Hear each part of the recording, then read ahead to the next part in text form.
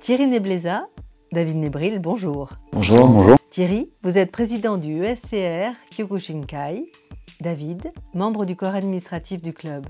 Encore bravo pour vos titres. Pouvez-vous revenir sur votre préparation en amont des compétitions? La saison généralement démarre de septembre à juin.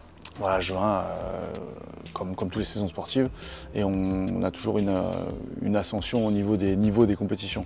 On démarre avec des objectifs, on va dire, secondaires, et on monte en niveau pour se préparer aux grosses compétitions qui se déroulent généralement à la fin de la saison.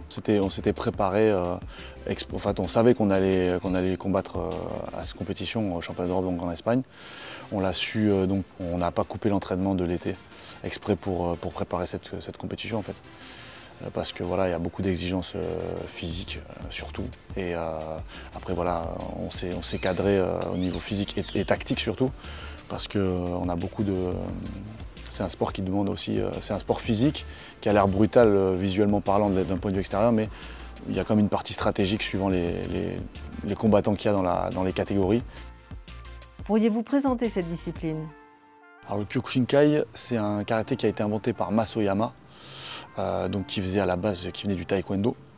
Donc, et qui en fait avait dans l'esprit à l'époque de vouloir créer un art martial entre guillemets ultime, c'est-à-dire qui pourrait concurrencer tous les autres arts martiaux. Et donc du coup, historiquement parlant, après voilà, beaucoup de choses sont dites, après voilà, historiquement parlant, il a affronté, il a défié toutes les écoles d'arts martiaux de l'époque et les a battus, voilà. Donc du coup, il s'est autoproclamé art martial ultime avec le Kyokushinkai. Donc les compétitions sportives se déroulent au KO, donc on n'a pas de protection, c'est du pied-point, il n'y a pas de combat au sol, il n'y a pas de saisie. Donc c'est des percussions voilà, qui sont envoyées à tous. Les coups de poing au visage directs ne sont pas autorisés.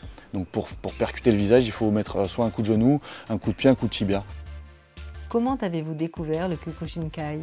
Pour ma part, j'ai découvert cette discipline quand j'avais assez tard, j'avais 19 ans. C'est un ami en fait, moi j'étais assez turbulent comme garçon, je me bagarrais souvent et je cherchais depuis longtemps je pratiquais déjà depuis longtemps des sports de combat différents, la boxe, le karaté traditionnel, le kickboxing, et j'ai mon meilleur ami qui s'appelle Gaël Dranguet. Il avait trouvé un club au Canet, je suis maintenant à laquelle je suis à la tête, et en fait on est rentré dans ce dojo et il régnait une atmosphère voilà, de discipline. Il préparait la Coupe de France, il y avait des gros compétiteurs. Et ils s'entraînaient dur et il y avait un silence et les gens s'entraînaient avec des commandements, et cet esprit d'arts martiaux, de discipline que je ne retrouvais pas dans les autres sports de combat m'a séduit de suite en fait. J'ai commencé très jeune le karaté en fait à 6 ou 7 ans, mais pas le Kyokushinkai. J'ai commencé par du karaté Shotokan qui est une école un peu plus répandue en France. Je me suis retourné comme Thierry vers le Kyokushinkai en regardant des vidéos, en voyant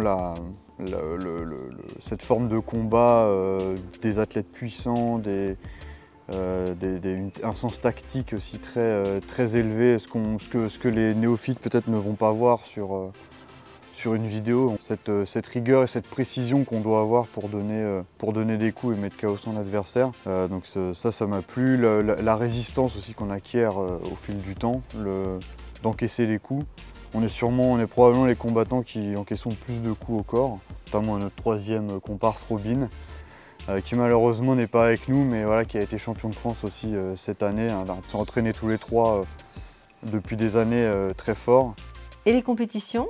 Il y a une présentation des combattants, on est plus de 300 parce qu'il y a plusieurs catégories de poids et d'âge. Et donc du coup, la compétition se déroule en 3 rounds en fait c'est 3 minutes, décision, parce qu'on est à 5 juges. Donc des juges de coin et un juge central qui vont décerner soit le combattant gagnant AK, soit Shiro, soit égalité. Et en cas d'égalité, on repart sur 2 minutes. Et ainsi de suite. Donc après, il y a une pesée qui peut départager l'adversaire s'il y a 5 kg d'écart dans les catégories. Et ensuite, décision obligatoire, terminée à la fin de ces 2 dernières minutes après la balance. Voilà. Et c'est jugé par l'efficacité des coups, l'avantage physique de l'adversaire, les percussions et la différence technique entre les deux, effectivement. Comment vous préparez-vous? Oui, oui, alors en fait le karaté c'est avant tout un art martial, donc il y a une grosse partie technique. Après il faut savoir que techniquement on va s'entraîner, mais chaque combattant, chaque personne a une technique spécifique à lui-même. Le Kyokushin a donné naissance à plus de 20 styles de combat. Lequel pratiquez-vous le plus? Alors nous on pratique le Kyokushinkai de base, c'est-à-dire les puristes, donc le Kyokushinkai en compétition. Après, comme l'a dit David, on essaye de participer à d'autres compétitions, d'autres styles de combat, comme le Shidokan. Le Shidokai, d'ailleurs David est champion de France l'année dernière de Shidokan. Voilà, donc c'est la base du Kyokushinkai avec des saisies en plus. Donc peut saisir l'adversaire pour lui asséner des coups. Il est aussi d'ailleurs champion de France de Shindokai. Il a rencontré notre troisième collègue Robin en finale d'ailleurs. Voilà, on essaye d'aller dans ces compétitions-là. Ça nous permet de nous maintenir en forme. Quelles sont les exigences de la discipline? C'est un art martial. Ce qui différencie le sport de combat, c'est qu'il y a une discipline, des grades, une hiérarchie et une rigueur et un respect. Voilà, on s'entraîne tous les jours, voire 2 fois par jour. Et surtout, on se réunit tous ensemble avec Robin et peut-être d'autres qui vont intégrer l'équipe compétition. Il faut savoir que dans d'autres pays, les pays qu'on a affrontés, c'est leur métier. Hein, donc on est obligé d'avoir déjà un entraînement très important et surtout une préparation physique au point. Parce que ça demande vraiment un engagement physique énorme. Quelles sont les qualités requises pour la pratique de cet art martial? Alors, les qualités nécessaires, en fait, c'est un sport que tout le monde peut pratiquer. En fait, il n'y a pas de prérequis. Moi-même, je me considère comme, à l'époque, pas doué du tout. Mais vraiment pas du tout. J'avais aucun sens du combat, pas forcément des qualités de souplesse énormes. Et j'ai mis longtemps à monter sur les podiums. Il faut peut-être être persistant, persévérant. C'est qu'avant tout, c'est l'école de la vie pour nous. On a tous des parcours différents. On a l'habitude d'avoir la pression dans ce sport. Et on peut, je pense, affronter n'importe quel souci par la suite. Ça nous a vraiment aidé à avancer dans la vie. L'humilité que ça apporte, c'est-à-dire que on tombe tout le temps sur des gens plus forts que nous et on est remis à sa place constamment, donc ça permet de garder les pieds sur terre. C'est vraiment le mental. La ténacité, le physique vient après en fait. Parce que si on a envie dans la tête, le physique suivra automatiquement. Quel type d'enseignement vous semble essentiel? Le Kyokushinkai, c'est l'art de l'ultime vérité. Littéralement parlant, comme on l'a expliqué tout à l'heure, Mas Oyama l'a inventé par rapport à cette histoire où il a affronté toutes les écoles d'arts martiaux à l'époque. Pour nous, c'est un art où on est au plus proche du réel. C'est-à-dire qu'en fait, c'est un sport de combat. Il y a un aspect stratégique, on a vraiment évolué sur notre préparation mentale. Moi, c'est ce que j'ai essayé d'intégrer dans le club.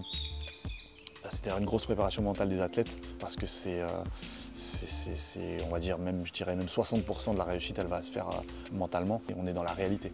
Réellement et sans protection. Voilà, il n'y a pas de sans protection. gants. On est sans gants, on est à nu, on est juste en dogi, on appelle ça. Parce que kimono, c'est un habit traditionnel japonais. Dogi, c'est vraiment l'habit de combat japonais en fait. Donc on est en tenue de combat japonaise et on porte les coups pour mettre la règle du jeu de la compétition, c'est de mettre KO l'adversaire. Voilà, même si les combats se terminent par décision, on a vu les critères, le but principal c'est de le mettre hors d'état de nuire. Donc on a quand même cet aspect de vérité, donc comme son nom l'indique, qui est de mettre KO l'adversaire, entre guillemets. Qu'en est-il des ceintures? Alors les ceintures c'est des grades. Donc quand on arrive, on démarre avec une ceinture blanche, tout débutant. À la base, il faut savoir qu'au Japon, il y avait uniquement ceinture blanche, ceinture noire. Donc c'est-à-dire la ceinture noire, c'était le début de la maturité du karatéka. C'est même pas, faut pas croire que c'est un accomplissement, c'est le début en fait. Donc en fait, on est ceinture blanche et après on devient un bon karatéka, on était ceinture noire. Les prochaines compétitions? Suite à ce résultat, on a été sélectionné pour les championnats du monde au Japon, qui vont se dérouler en avril à Yokohama. On vient de recevoir les papiers. Comme le voyage coûte assez cher, on est sélectionné, mais il va falloir qu'on récupère des fonds pour y aller, tout simplement. Le championnat du monde va se dérouler, c'est un championnat du monde de karaté. Donc, par le principe de l'ultime vérité, il n'y a pas de catégorie de poids. C'est-à-dire que c'est les 100 meilleurs combattants du monde qui vont s'affronter dans une seule catégorie. Donc on peut très bien affronter quelqu'un de 100 kg comme quelqu'un de 70. Donc voilà, il n'y en aura qu'un qui sera vraiment le champion du monde de toute catégorie. Donc voilà, et donc pour se préparer, il y a une compétition à Bayeux. Comment voyez-vous évoluer le club du Canet? On l'a repris il y a un peu plus d'1 an maintenant, avec donc David, Robin et un autre camarade. On fait partie du corps administratif. Et petit à petit, ça évolue, on commence à avoir pas mal d'adhérents. On fait ado-adulte pour l'instant. Et on va très certainement ouvrir une section enfants. C'est en projet. C'est un sport aussi ouvert aux femmes. Exactement, d'ailleurs on a, pour la première fois, on a une femme dans le club. Et elle est sacrément forte en plus. Et elle fera parler d'elle dans pas longtemps. Thierry Nebléza, David Nebril, merci. Merci à vous. Merci. Merci.